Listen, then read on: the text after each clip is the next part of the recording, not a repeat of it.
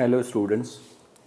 Today we are going to start our next chapter, that is business environment. So first of all, I want to say that this chapter is going to be very easy in comparison to the previous chapters. So let's start with the chapter number 3rd. First, you have to understand that in this particular chapter you are going to learn about the concept of business environment, importance, and the features and various dimensions of this chapter. सबसे पहले हम बात करते हैं meaning of business environment. Meaning of business environment को समझने के लिए आपको एक बात समझनी है कि जब किसी बिजनेस के बारे में बात करते हैं तो बिजनेस जिस एनवायरनमेंट में ऑपरेट होता है उसको हम बिजनेस एनवायरनमेंट बोलते हैं। और बिजनेस एनवायरनमेंट के बहुत सारे फैक्टर्स होते हैं और वो सारे फैक्टर्स जो हैं वो बिजनेस को इन्फ्लुएंस करते हैं और जिसके इम्पैक्ट बिजनेस को फेस करने पड़ते हैं। तो अगर आप बात करते हैं मीनिंग ऑफ बिजनेस एनवायरनमेंट की, तो business environment means the some total of those factors which influence the business, जो बिजनेस को इन्फ्लुएंस करते हैं, जिनके इफेक्ट बिजनेस को फेस करने पड़ सकते हैं। और कुछ ऐसे फैक्टर्स हैं जो बिजनेस के कंट्रोल में नहीं हैं और कुछ ऐसे फैक्टर्स हैं जो बिजनेस के कंट्रोल में होते हैं जिनको बिजनेस कंट्रोल कर सकता है। लेकिन वो सारे फैक्टर्स या आप बोल सकते हो वो सारी अनसर्टेनिटीज़ जिनको बिजनेस कंट्रोल नहीं कर सकता, उसके लिए उन इम्पैक्ट्स को या इफेक्ट्स को फेस करने के लिए बिजनेस को स्ट्रैटेजीज या प्लानिंग करनी पड़ती हैं।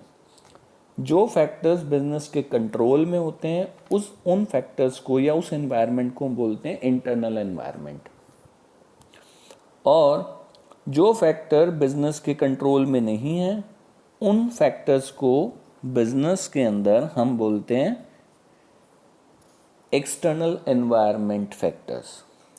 यानी कि जिनको बिजनेस को स्टडी करना है, उनके इम्पैक्ट को स्टडी करना है, उनके इन्फ्लुएंसिंग को स्टडी करना है और वहाँ से आपको ये जज करना है कि ये फैक्टर्स बिजनेस के लिए थ्रेटन या थ्रेट्स क्रिएट करेंगे या बिजनेस के लिए अपॉर्चुनिटीज़ क्रिएट कर सकते हैं, right.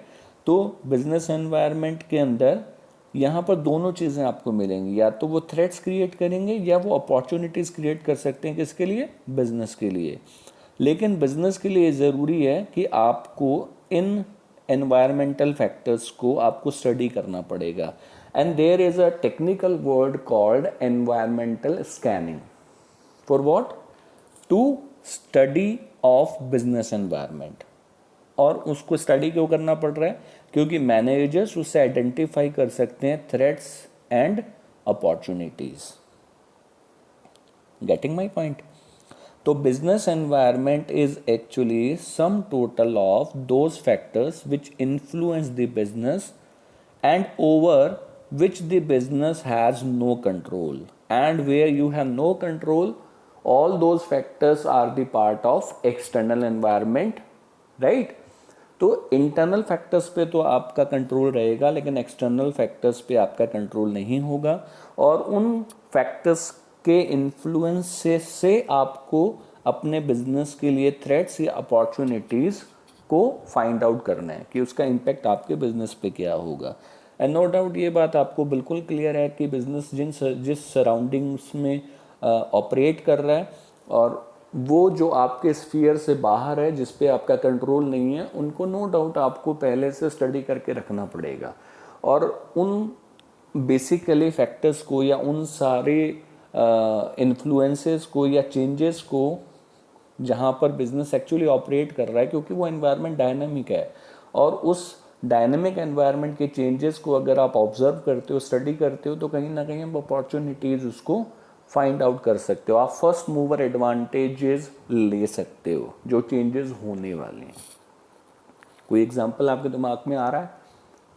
Okay, look, when you are going to launch a new product, right, you are supposed to be, but before launching that product you are making a deep study about the legal environment of the country, and your third sense is saying that कि हो सकता है India के अंदर ऐसा कोई legal constraint आ जाए या लीगल फॉर्मेलिटीज़ आ जाए जो आपके उस पर्टिकुलर प्रोडक्ट को, सपोज अगर हम बात करते हैं प्रोडक्ट आपका कोई कोल्ड ड्रिंक है, सॉफ्ट ड्रिंक है, तो अगर आपको लगता है, आपका थर्ड सेंस ये कह रहा है कि आने वाले टाइम में हो सकता है कि इंडिया के अंदर कोई लीगल फोर्स इस पे या लीगल पॉलिसी इस पे अप्लाई कर दी जाए, और हो सकता है कि आने वाले टाइम में इसकी सेल बैन कर दी जाए या लिमिट कर दी जाए, तो उस केस में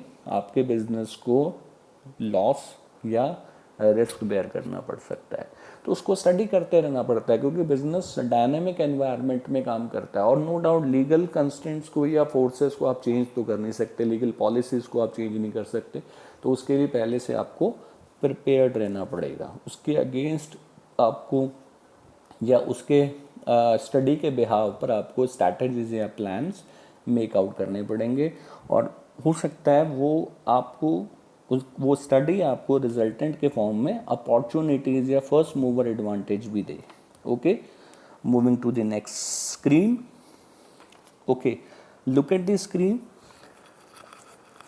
It is a picture of, it is showing that components of business environment. As I told you that कि there are actually we can say we can classify environment into two sections, or there are two branches, or we can say there are two subdivisions of the business environment.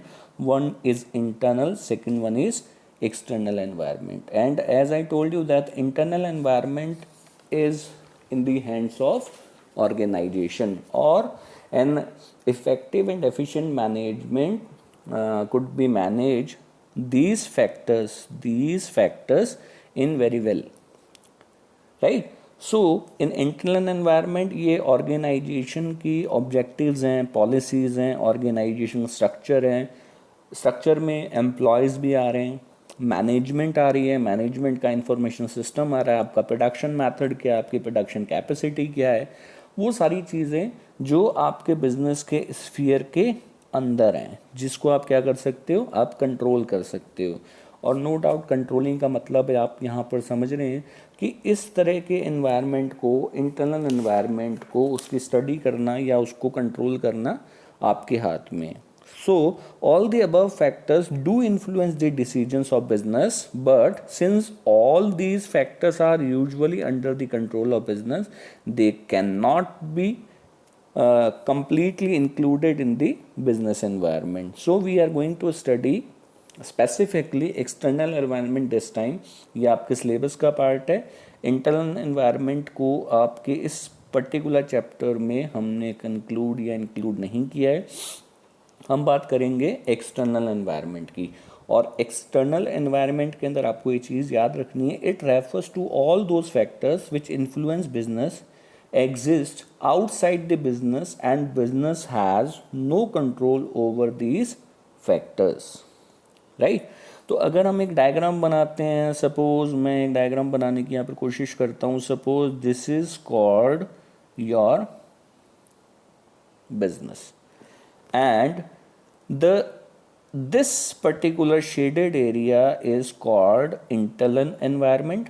Internal environment के बाद में you have to draw an external circle over there, and there are certain factors or there are certain forces.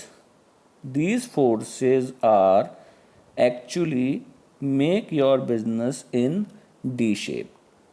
तो ये आपके business की shape को change करना चाहती हैं, फोर्स कर रही हैं, and where is a force, then in that against you have to create certain strategies or plan, right? तो ये जो एक्सटर्नल आपने स्फीयर बनाया है, ये एक्सटर्नल स्फीयर या सर्कल जो आपने बनाया है, ये एक्सटर्नल एनवायरनमेंट है। और इन एक्सटर्नल एनवायरनमेंट में कौन कौन से फैक्टर्स आ रहे हैं? Look at the screen. There are actually two branches, one is called micro and second one is macro. Micro को हमने नाम दिया है ऑपरेटिंग एनवायरनमेंट एंड मैक्रो का नाम दिया हमने जनरल एनवायरनमेंट।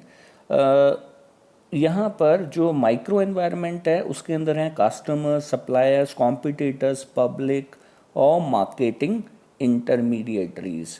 ये जनरली हमें आपके सिलेबस में, आपके इस पर्टिकुलर चैप्टर के सिलेबस में इंक्लूडेड नहीं है, लेकिन फॉर योर नॉलेज मैं आपको बता देता हूँ कि ये वो सारे फैक्टर्स हैं जो बिज़नेस का पार्ट हैं और जो बिज़नेस को इन्फ्लुएंस करते हैं, जिस पे आपके बिज़नेस के स्ट्रैटेजीज या प्लान्स डिपेंड करते हैं। No doubt the king of the market is that customers, consumers, suppliers, competitors, ये सारे जिनको आपको बेसिकली इस पे भी फोकस करना है क्योंकि ये किंग है हमारा। इसको कस्टमर यहाँ पर नाम दिया, कंज्यूमर्स हम जनरली हम वर्ड यूज़ करते हैं, सप्लायर्स है, कॉम्पिटिटर्स है। नो डाउट ये सारे आपके बिजनेस को इन्फ्लुएंस कर सकते हैं। But in your syllabus we are going to discuss about the general environment. अच्छा, एक बात और, जो ये एक्सटर्नल एनवायरनमेंट को ये डिस्कस कर रहे हैं, यहाँ पर हम एक चीज़ और समझने की कोशिश करेंगे। यहाँ पर आपको ये जो मैंने फोर्सेस बनाई थी, जो एरो साइन बनाए थे, उसको हम दो अलग अलग कैटेगरी में और ड्रॉ कर सकते हैं। वो कैटेगरीज कौन सी हैं? पहली वो फोर्सेस जो कि किसी बिजनेस के लिए स्पेसिफिक होंगी। स्पेसिफिक का मतलब जो पर्टिकुलर वो फोर्स है जो उस बिजनेस को ही इन्फ्लुएंस या अफेक्ट करेंगी, किसी दूसरे को नहीं करेंगी, राइट? जैसे अगर कोई एक लीगल पॉलिसी बनती है और वो लीगल पॉलिसी केमिकल इंडस्ट्री के लिए है, तो वो केमिकल इंडस्ट्री को इफेक्ट करेगी, दूसरे बिजनेस पे उसका कोई इम्पैक्ट नहीं पड़ेगा। लेकिन जो सेकंड एरो है वो सारी फोर्सेस को डिनोट करेगा जो कि नेचर में कैसी होंगी? जनरल।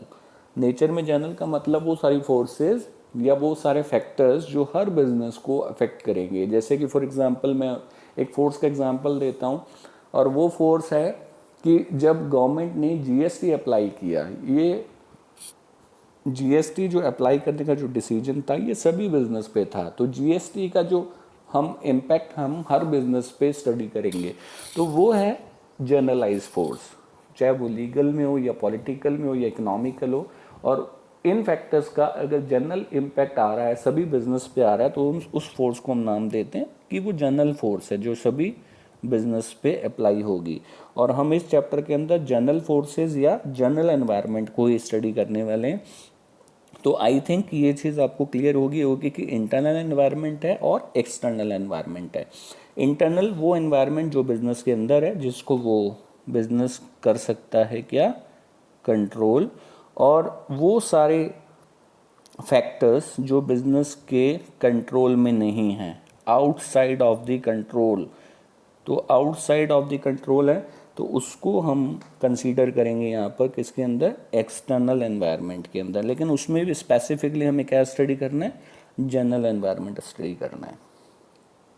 ठीक है, तो चलो अब हम नेक्स्ट स्क्रीन की तरफ मूव ऑन करते हैं। Okay, now these are certain features of business environment, और जो आप यहाँ पर स्क्रीन पे देख रहे हैं, इस पे केस स्टडीज़ पे आपको कुछ क्वेश्चंस मिल सकते हैं, वो मैं आपको बताता हूँ। सबसे पहले, क्योंकि मैंने आपको बोला आपके सिलेबस के अंदर बिजनेस एनवायरनमेंट एक्सटर्नल फोर्सेस के बारे में बात कर रहा है, यानी कि एक्सटर्नल एनवायरनमेंट के बारे में बात कर रहा है, तो business environment is a some total of external forces. जितनी भी एक्सटर्नल फोर्सेज हैं जो बिजनेस के ऊपर लग रही हैं, वो आपकी बिजनेस एनवायरनमेंट का फीचर है या उसकी नेचर है, right? Then business environment is including specific and general forces, लेकिन हम कौन सी स्टडी करेंगे? सिर्फ जनरल फोर्सेस को डिस्कस करेंगे। Business environment is dynamic in nature, as I told you that कि जहाँ पर आप बिजनेस को ऑपरेट कर रहे हैं, the surroundings outside of the business is actually dynamic in nature and full of uncertainties, and these uncertainties are called the risk. And no doubt risk सभी business को क्या करना पड़ेगा, फेस करना पड़ेगा, क्योंकि जब तक हम रिस्क को फेस नहीं करेंगे तब तक प्रॉफिट या हम ज़्यादा प्रॉफिट मेकआउट करने की सिचुएशन में नहीं आ सकते. Business environment is complex in nature. उसको बिजनेस एनवायरनमेंट को स्टडी करना यानी कि उसके स्कैनिंग करना, एनवायरमेंटल स्कैनिंग करना तो इजी है, लेकिन उसके इम्पैक्ट्स क्या क्या होने वाले हैं या कौन कौन से फोर्सेस बिजनेस एनवायरनमेंट को ज़्यादा इम्पैक्टफुल बनाएंगे या थ्रेटन्स होंगे, अपॉर्चुनिटीज़ होगी, उसको प्रिडिक्ट करना या उसके बारे में एश्योर्ड होना थोड़ा सा मुश्किल है. तो वो कॉम्प्लेक्सिटी है. इंटर रिलेटेडनेस, ये इम्पॉर्टेंट है, इसको इम्पॉर्टेंट मार्क कर लेना. इंटर रिलेटेडनेस का मतलब ये है कि हम जिन फोर्सेस के बारे में बात कर रहे हैं या बिज़नेस के जिन डायमेंशंस के बारे में बात कर रहे हैं, बिज़नेस के डायमेंशंस कौन से होते हैं, वो सारी फोर्सेस जो बिज़नेस को इम्पैक्ट करेंगी, जिसमें इकोनॉमिकल कंडीशंस हैं, पॉलिटिकल कंडीशंस हैं, लीगल कंडीशंस हैं, सोशल है, टेक्नोलॉजिकल हैं, ये सारे बिज़नेस का बाहर का एनवायरनमेंट है जो बिज़नेस को फोर्स कर रहा है. तो ये सारे डायमेंशंस आपस में इंटर रिलेटेड है, क्योंकि एक डायमेंशन में या एक फोर्स में चेंज होना दूसरे बेसिकली डायमेंशन को भी इम्पैक्ट करेगा. कैसे? अगर सपोज करते हैं फॉर एग्जांपल, अगर इकोनॉमिकल कंडीशंस में चेंजेस होते हैं और पर कैपिटल इनकम इंक्रीज हो रही है, लोगों की सैलरी बढ़ रही है या उनके वेजेस या कमीशंस बढ़ रहे हैं, तो उसका इम्पैक्ट सोशल एनवायरनमेंट पे भी होगा, सोशल फोर्स पे भी होगा, सोशल बिहेवियर पे भी होगा, उनकी लाइवलीहुड या उनका लिविंग स्टैंडर्ड हाई अप होगा. तो एक फैक्टर में चेंजेस होने से दूसरे फैक्टर में भी चेंजेस होंगे, और इस नेचर को या इस फीचर को, बिजनेस एनवायरनमेंट के फीचर को हम क्या बोलते हैं, inter relatedness. Business environment nature में रिलेटिव होता है. रिलेटिविटी का मतलब यहाँ पर ये है कि जब हम बिजनेस एनवायरनमेंट के फोर्सेस को या उसके इन्फ्लुएंस को स्टडी करते हैं, तो रीजन टू रीजन या कंट्री टू कंट्री डेमोग्राफिक में चेंजेस होने से उनके इम्पैक्ट को या इन्फ्लुएंस को या उनकी इंटेंसिविटी को, उसके प्रेशर को, फोर्स को भी मतलब अलग अलग फील कर सकते हैं. वो डिफरेंट होता है, राइट. उनके प्रैक्टिसेस डिफरेंट होती हैं, तो वो रिलेटिव होता है नेचर के अंदर. ऐसा नहीं है कि आप बोलो कि इंडिया के अंदर, अगर हम सपोज बात करते हैं सोशल एनवायरनमेंट की बात करते हैं, कि इंडिया के अंदर सोशल एनवायरनमेंट को आप जब स्टडी करते हो तो आप ऐसा नहीं बोल सकते कि अगर हम एक एग्जांपल लेते हैं कि साउथ इंडियन फूड्स की डिमांड पूरे इंडिया में बहुत ज़्यादा है, तो ये एक जनरल स्टेटमेंट नहीं हो सकता, क्योंकि ये इसकी demand region to region change होगी. जैसे डिमांड फॉर साड़ी, तो साड़ी एक वेयरिंग ड्रेस है, तो उसकी डिमांड भी country to country, region to region change होती रहती है. तो वो जो कॉन्सेप्ट है वो बिजनेस एनवायरनमेंट की रिलेटिविटी को शो करता है, right. So moving to the next screen, these are the dimensions, these are called the dimensions of business environment, right. तो आपको स्टडी करना है, हमें इन डायमेंशंस को या इन फोर्सेस को हमें स्टडी करना है, इस फैक्टर्स को डिस्कस करना है, एक्सटर्नल फोर्सेस को. ये देखो, ये आपका बिजनेस है और इन पे जो फोर्सेस आपको स्टडी करनी है, जो एनवायरनमेंट या डायमेंशंस आपको स्टडी करना है, वो है economic, social, technological, political and legal environment. वो फीचर की जिसकी मैं बात कर रहा था वो इंटर रिलेटेडनेस है. ये सारे डायमेंशंस या जो एनवायरनमेंट है ये इंटर रिलेटेड है. अगर लीगल एनवायरनमेंट में चेंजेस होते हैं तो उसका इम्पैक्ट जो है वो टेक्नोलॉजिकल पे भी हो सकता है, सोशल पे भी हो सकता है, इकोनॉमिकल पे भी हो सकता है. होगा ये ज़रूरी नहीं है, हो सकता है. फॉर एग्जांपल, अगर लीगल एनवायरनमेंट में हम बात करते हैं एलपीजी पॉलिसी. एलपीजी पॉलिसी जब अप्लाई हुई तो उसके अंदर हमने लिबरलाइज कर दिया बिजनेस के सेटअप के अंदर, इंपोर्ट एक्सपोर्ट में चेंजेस कर दिया, तो नई टेक्नोलॉजी भी इंडिया में आने लगी, तो टेक्नोलॉजिकल एनवायरनमेंट में भी चेंजेस हुए, उससे वे ऑफ प्रोसीडिंग चेंज हुआ. तो ये सारे डायमेंशंस आपस में इंटर रिलेटेड है, और हमें सिर्फ ये इस चैप्टर में ये बताया गया है कि इन एनवायरमेंटल फैक्टर्स को या एनवायरमेंटल डायमेंशंस को स्टडी करना बिजनेस के लिए क्यों इम्पॉर्टेंट है. राइट, क्योंकि इन सब का इम्पैक्ट बिजनेस पे पड़ेगा। तो आपको इम्पोर्टेंस जो है वो बेसिक जो चीज़ है वो इस चैप्टर में समझने के लिए ये चैप्टर इंक्लूड किया गया है। तो चैप्टर बहुत इजी है। इस चैप्टर में एलपीजी पॉलिसी है, ये डीमोनेटाइजेशन भी पढ़ना है, वो मैं आपको नहीं पढ़ाने वाला क्योंकि वो हम जूनियर क्लासेस में ऑलरेडी पढ़ चुके हैं। तो अभी चैप्टर के इन डायमेंशंस को हम डिस्कस करेंगे। आज सिर्फ हमने इंट्रोडक्शन करना था, वो मैंने आपको बताया। नेक्स्ट वीडियो लेक्चर में हम इसके आगे हम गो थ्रू करेंगे about the detailing of that these dimensions. Okay, thank you.